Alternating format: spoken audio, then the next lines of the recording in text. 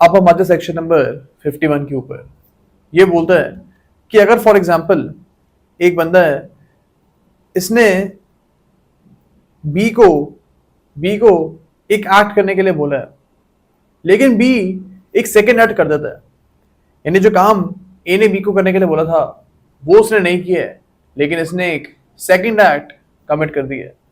In this particular case आप ए को second act जो हुआ है उसके बेटरमेंट के लिए पनिश कर सकते हो if the second act was a probable consequence of the first act. यानी कि अगर सपोज ए ने बी को बोला कि आप जाओ और जेड के खाने में पॉइजन मिला के आ जाओ, ओके। अब बी एक छोटा बच्चा है, ये गलती से जी के खाने में जहर मिला जाता है एंड जी की यहाँ पे डेथ हो जाती है। क्या हम यहाँ पे ए को अबेटमेंट ऑफ मर्डर के लिए पनिश कर सकते हैं? अब इवन दो जो सेकेंड एक्ट कमिट हुआ है वो फर्स्ट एक्ट से डिफरेंट है। फर्स्ट एक्ट तो यही था ना कि जेड के खाने में पॉइजन मिला दो ताकि उसकी डेथ हो जाए, लेकिन यहाँ पे जी के खाने में आपने जहर मिला दी है। इन this particular case this was a probable consequence. ये एक प्रोबेबल कॉन्सिक्वेंस था क्योंकि बी एक बच्चा था। ऐसा हम मान सकते हैं कि गलती से उसने जेड की जगह जी के खाने में जहर मिला दी है, and that is why in this particular case A को आप अबेटमेंट ऑफ मर्डर के लिए पनिश कर दोगे। यानी जी का जो मर्डर हुआ है उसके अबेटमेंट के लिए आप ए को पनिश कर सकते हो, ओके। तो यहाँ पे एक डिफरेंट एक्ट कमिट हुआ है, ये आपको याद रखना है। अब सेक्शन 52 पे हम आते हैं। इसमें बोला गया है कि अगर सपोज एक बंदा है, इसने बी को बोला कि आप जाओ और सी के घर में आप रॉबरी कमिट करो, ओके। अब बी जाता सी के घर में, वो रॉबरी तो कमिट करता ही करता है, लेकिन साथ साथ सी का वो मर्डर भी कर देता है। यानी यहाँ पे दो एक्ट्स हुए हैं। एक एक्ट जो है ए ने बी को डायरेक्टली बोला था करने के लिए, लेकिन जो सेकंड एक्ट है मर्डर का, ए ने बी को डायरेक्टली ये चीज नहीं बोली थी। क्या हम यहाँ पे ए को रॉबरी और मर्डर दोनों चीजों के लिए, दोनों के बेटमेंट के लिए पनिश कर सकते हैं? यहाँ पे हम ए को दोनों चीजों के बेटमेंट के लिए पनिश कर सकते हैं because murder was a probable consequence of robbery. यानी ये चीज हम सोच सकते थे, ये चीज एंटिसिपेटेड है कि रॉबरी जब आप कर रहे हो तो साथ में मर्डर भी कॉज कर सकते हो। यहाँ पे ए ने बी को ये भी बोला था कि मैं आपको कुछ वेपन्स दूंगा जब आप सी के घर में जाओगे, एंड एक्चुअली में ए ने बी को कुछ वेपन्स दिए भी थे कि जाओ और सी के घर में रॉबरी कमिट करके आओ।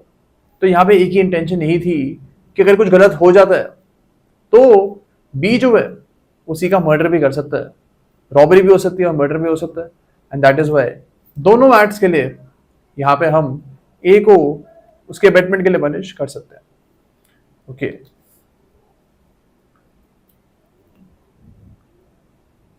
अब सेक्शन नंबर 53 पे ऊपर हम आते हैं।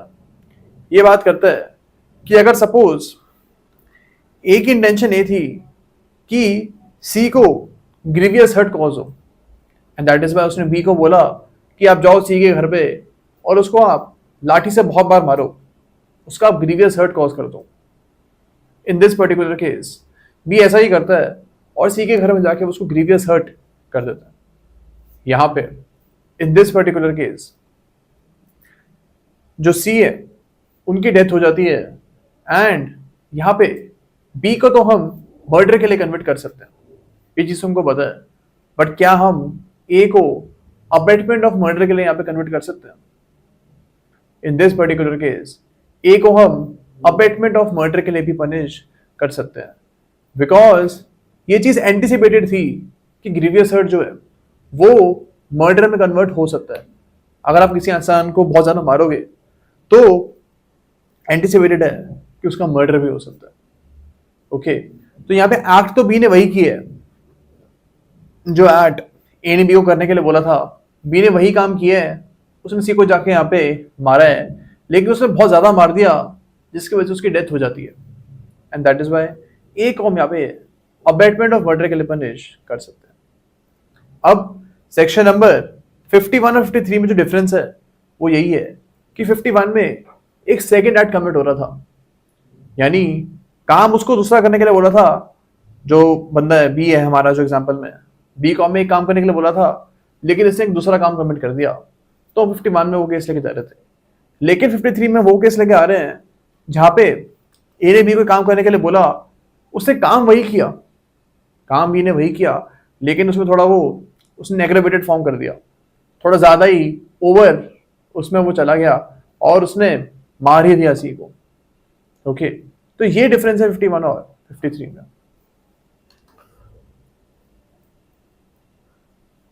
अब सेक्शन नंबर 54 के ऊपर हम आते हैं। इसमें बोला गया है कि अगर सपोज एक बंदा है, इसने बी को बोला कि आप जाओ और सी को आप हर्ट कॉज करो। ओके, अब बी जाता है सी के घर में हर्ट कॉज करने के लिए, लेकिन साथ में ए भी खड़ा हो जाता है, यानी ए ने कोई हर्ट कॉज किया नहीं, लेकिन बस वो जाके खड़ा हो गया वहां पे। इन दिस पर्टिकुलर केस बी जो है उसको तो हम हर्ट कॉज करने की पनिशमेंट दे सकते हैं, लेकिन क्या ए को हम हर्ट कॉज करने की पनिशमेंट यहाँ पे दे सकते हैं? सेक्शन नंबर 54 बोलता है कि यस, यहाँ पे ए को हम फॉर कॉजिंग हर्ट कन्विक्ट कर सकते हैं। यहाँ पे अबेटमेंट ऑफ हर्ट की बात नहीं हो रही है, यहाँ पे हर्ट कॉज करने की बात हो रही है। ओके, एंड यहाँ पे अगर जो बंदे ने अबेट किया ऑफेंस वो क्राइम स्पॉट पे मौजूद है, तो उसको आप उस ऑफेंस के लिए डायरेक्टली कन्विक्ट कर सकते हो। एंड यहाँ पे इसका ये कॉन्सिक्वेंस होगा कि ए को हम एक्स्ट्रा सजा, थोड़ी ज्यादा सजा दे सकते हैं। फॉर एग्जाम्पल, एक और एग्जाम्पल लेते हैं। ए ने बी को बोला कि जाओ और सी का आप मर्डर कर दो। ओके, एंड जिस दिन बी सी का मर्डर करने जाता है उस दिन ए भी वहां पे खड़ा हो जाता है आके। यहाँ पे बी जो है उसी का मर्डर तो नहीं कर पाया, लेकिन उसने उसको हर्ट कॉज कर दिया। ओके, यहाँ पे हमने पढ़ा 54 बोलता है कि हम जो ऑफेंस हुआ है उसके लिए ए को डायरेक्टली हम ए को यहाँ पे पनिश कर सकते हैं। ए को हम यहाँ पे directly for causing hurt punish कर सकते हैं। लेकिन अगर यहाँ पे सेक्शन 54 नहीं होता तो क्या होता? इन दैट केस ए को हम अटेम्प्ट टू कमिट मर्डर की पनिशमेंट दे सकते थे, और हर्ट कॉज करने की पनिशमेंट उसको हम यहाँ पे नहीं देते।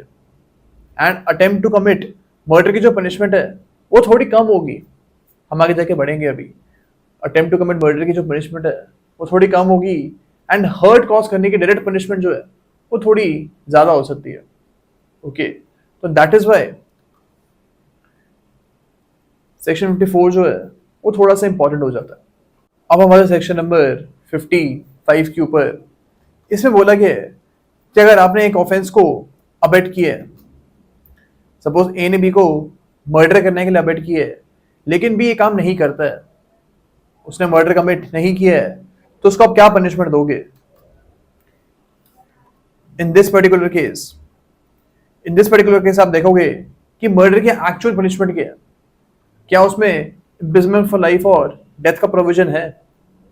अब हम देखेंगे डेथ का जो मर्डर की जो पनिशमेंट है उसमें वी विल सी कि यस, इम्प्रिजनमेंट फॉर लाइफ और मर्डर की पनिशमेंट वहां पे गिवन है, आप वो दे सकते हो। तो यहाँ पे सेक्शन नंबर 55 बोलता है कि अगर वो काम नहीं होता है, बी मर्डर कमिट नहीं करता है, दैट पर्टिकुलर केस इसको आप 7 इयर्स तक की पनिशमेंट दे सकते हो ए को for abetment of murder. Okay, because murder की जो पनिशमेंट है वो मैक्सिमम डेथ या फिर इम्प्रिजनमेंट फॉर लाइफ तक हो सकती है। तो यहाँ पे आप वो सारे ऑफेंस लेके आ सकते हो जिसकी मैक्सिमम पनिशमेंट डेथ या फिर इम्प्रिजनमेंट फॉर लाइफ है। फॉर एग्जाम्पल, ए ने बी को बोला कि तो जाओ और सी का रेप कमिट कर दे। अब रेप की जो मैक्सिमम पनिशमेंट है वो इम्प्रिजनमेंट फॉर लाइफ और डेथ पेनल्टी, वहां पे दोनों का प्रोविजन गिवन है हमें। अब बी जो है वो मना कर देता है, यहाँ पे ऑफेंस कमिट नहीं हुआ है, लेकिन ए को हम मैक्सिमम 7 इयर्स तक की पनिशमेंट यहाँ पे क्लॉज 1 के अंडर दे सकते हैं for abetment of causing rape. अब जो क्लॉज 2 है इसका, वो बोलता है कि अगर सपोज ए ने बी को मर्डर करने के लिए बोला और बी जाता है और सी को मर्डर करने की कोशिश करता है, लेकिन वो मर्डर कमिट नहीं कर पाया है, उसने सी को हर्ट कॉज कर दिया। यहाँ पे अगर आपने हर्ट कॉज कर दिया तो सेक्शन 55 का क्लॉज 2 बोलता है कि इन दिस पर्टिकुलर केस आपको मैक्सिमम 14 ईयर्स तक की पनिशमेंट दे सकते हैं। ओके, तो ये चीज आपको इसमें याद रखनी है। अब सेक्शन नंबर 56 जो है वो उन हर ऑफेंस के बारे में बात करता है जिसमें डेथ पेनल्टी और लाइफर का प्रोविजन नहीं है, उनके बारे में सेक्शन नंबर 56 बात करता है। एंड बाकी यहाँ पे सेम ही चीजें बोली गई हैं एज पर सेक्शन 55। ओके, तो यहाँ पे थोड़ी छोटे ऑफेंसेस के बारे में बात हुई है कि अगर आपने सपोज थेफ्ट की अपॉइंटमेंट कर दी है बी को और बी जो है थेफ्ट करने से मना कर देता है, तो हम ए को हम यहाँ पे 1/4 of the maximum punishment for theft, यानी थेफ्ट की जो मैक्सिमम पनिशमेंट है 3 इयर्स है, तो हम यहाँ पे ए को 1/4 ऑफ 3 इयर्स अवॉर्ड कर सकते हैं बिकॉज बी ने थेफ्ट का ऑफेंस कमिट नहीं किए हैं, लेकिन यस ए ने बी को उत्साह जरूर था ये काम करने के लिए। ओके, अब जो क्लॉज 2 है वो ये बोलता है कि अगर अबेटमेंट करने वाला एक पब्लिक सर्वेंट है, सपोज ए ने बी को एक ऑफेंस कमिट करने के लिए बोला है एंड एक पब्लिक सर्वेंट है, यहाँ पे अगर बी ऑफेंस कमिट नहीं करता है तो ए को हम जो ऑफेंस है उसका 1/2 मैक्सिमम अवॉर्ड कर सकते हैं। सपोज ए ने बी को बोला है कि तू जाके चोरी कर ले, यहाँ पे अगर बी चोरी नहीं करता है तो 1/2 ऑफ 3 इयर्स आप ए को अवॉर्ड कर सकते हो बिकॉज 3 इयर्स यहाँ पे मैक्सिमम पनिशमेंट है थेफ्ट की। ओके, तो 1/2 ऑफ 3 इयर्स आप अवॉर्ड कर सकते हो।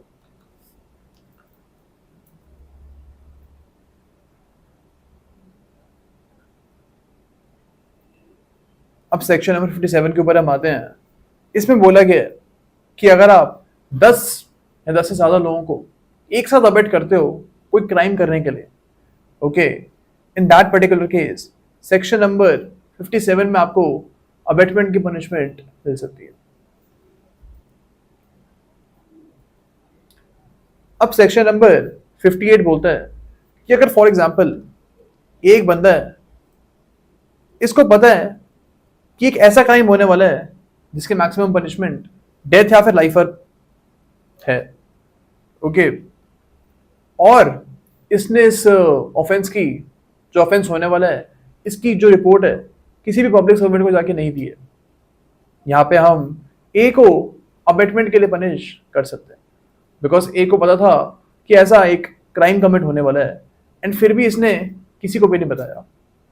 इसी पर्टिकुलर केस में अगर बी पुलिस ऑफिसर है, जाता है ए के पास पूछताछ करने के लिए कि आपको इस पर्टिकुलर ऑफेंस के बारे में कुछ पता है, ओके, ए को पता था ये ऑफेंस कमिट होने वाला है फिर भी उसने नहीं बताया। Okay, in this particular case as well A को आप सेक्शन नंबर 58 के लिए सेक्शन 58 में पनिश कर सकते हो। ओके, अब यहाँ पे 2 डिफरेंट पनिशमेंट्स हमको गिवन है। अगर ये जो ऑफेंस है ये एक्चुअली में कमिट हो जाता है तो आप ए को मैक्सिमम 7 इयर्स तक की पनिशमेंट दे सकते हो, और अगर ये जो ऑफेंस है ये कमिट नहीं हो पाता है तो यहाँ पे हम ए को 3 इयर्स तक की पनिशमेंट दे सकते हैं। सपोज एक पर्सन है, इसको पता था कि बी एक मर्डर करने वाला है सी का। अब अगर ए चीज के बारे में किसी को नहीं बताता है और बी जो है मर्डर का ऑफेंस आगे जाके कमिट नहीं करता है तो फिर भी हम ए को 3 साल तक की मैक्सिमम पनिशमेंट दे सकते हैं। एंड एक्चुअली में अगर आगे जाके बी ए मर्डर कमिट कर देता है तो ए को हम मैक्सिमम 7 इयर्स तक की पनिशमेंट दे सकते हैं। ओके, अब सेक्शन नंबर 58 में कोई चीज याद रखनी है कि जो ऑफेंस है वो डेथ या फिर लाइफर से मैक्सिमम पनिशमेंट उसकी होनी चाहिए, तो हम सेक्शन नंबर 58 में लेके आएंगे। लेकिन अगर जो ऑफेंस है उसके पनिशमेंट डेथ या फिर लाइफ इम्प्रिजनमेंट नहीं है, कोई दूसरा ऑफेंस है वो, तो हम सेक्शन नंबर 60 में उस ऑफेंस को लेके आएंगे। सपोज ए को पता था कि बी जाके चोरी करने वाला है सी के घर में।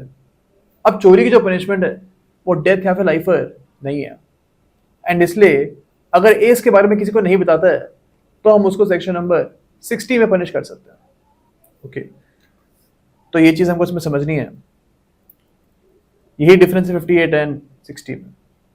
अब सेक्शन नंबर 59 के ऊपर हम आते हैं। ये बोलता है कि अगर एक पब्लिक सर्वेंट को पता था कि एक क्राइम कमिट होने वाला है और उसको कंसील करता है, उसको वो छुपाता है, in that case section number 59 के अंडर हम उसको पनिश कर सकते हैं। ओके, तो यही इसमें बोला गया है। एंड इसी के साथ हमारा जो अबेटमेंट वाला पार्ट है वो खत्म हो जाता है। अब हम आते हैं सेक्शन नंबर 61 के ऊपर। ये बात करते हैं क्रिमिनल कॉन्स्पिरेसी के बारे में। इसमें एक चीज बोली गई है कि अगर आप एक इलीगल एक्ट की कॉन्स्पिरेसी करते हो, सपोज ए और बी जो है ये कॉन्स्पिरेसी करते हैं कि हम जाके सी का मर्डर कर देंगे। ओके, तो अगर आगे जाके सपोज ए एंड बी ये काम नहीं भी करते हैं, यानी वो कोई एक्ट करते ही नहीं है सी के मर्डर के लिए, स्टिल हम उनको सेक्शन नंबर 61 में पनिश कर सकते हैं। हमने देखा था कि अबेटमेंट में जो कॉन्स्पिरेसी हो रही थी वहां पे एक एक्ट का होना जरूरी था, लेकिन सेक्शन नंबर 61 में एक्ट का होना जरूरी नहीं है। ओके, इसका जो बी पार्ट है वो ये बोलता है कि अगर आप एक अच्छा काम भी करना चाहते हो लेकिन उसके लिए आप इलीगल मीन्स का उपयोग कर रहे हो तो भी आपको क्रिमिनल कॉन्स्पिरेसी के लिए पनिश किया जा सकता है। सपोज ए एंड बी जो है ये सोचते हैं कि हम जो टमाटो के प्राइजेस हैं, टमाटर के जो प्राइजेस हैं इनको हम कम कराएंगे। ओके, अब इनका जो ऑब्जेक्टिव है वो तो अच्छा है, लेकिन इनका तरीका क्या है?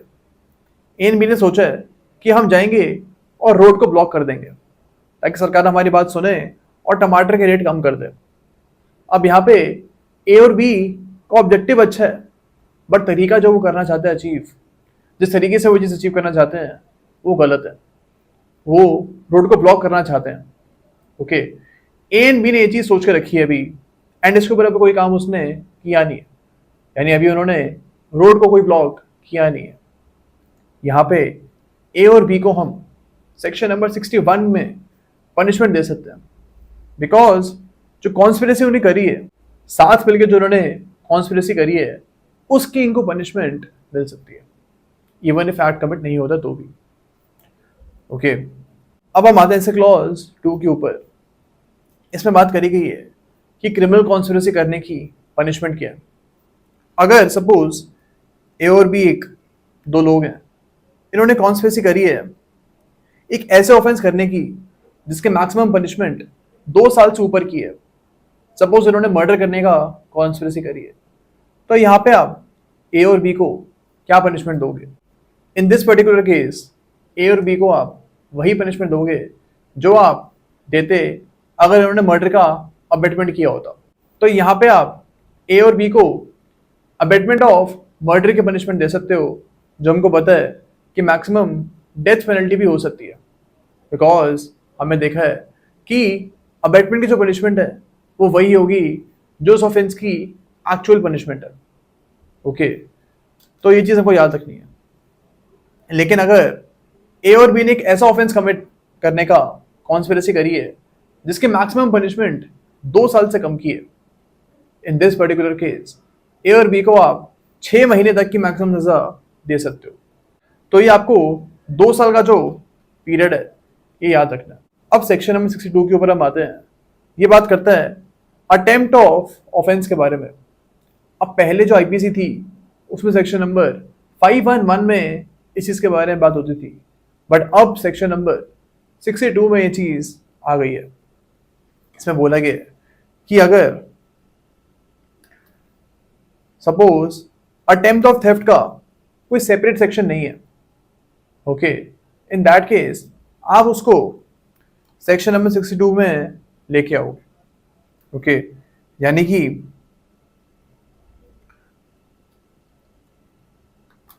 सपोज थेफ्ट करने की जो मैक्सिमम पनिशमेंट है वो 3 इयर्स है, तो अगर आप उसका अटेम्प्ट करते हो, यानी आप थेफ्ट को अच्छे से खत्म नहीं कर पाते, कमिट नहीं कर पाते, तो आपको 3 इयर्स का जो हाफ है यानी 1.5 इयर्स, इतनी मैक्सिमम पनिशमेंट मिल सकती है।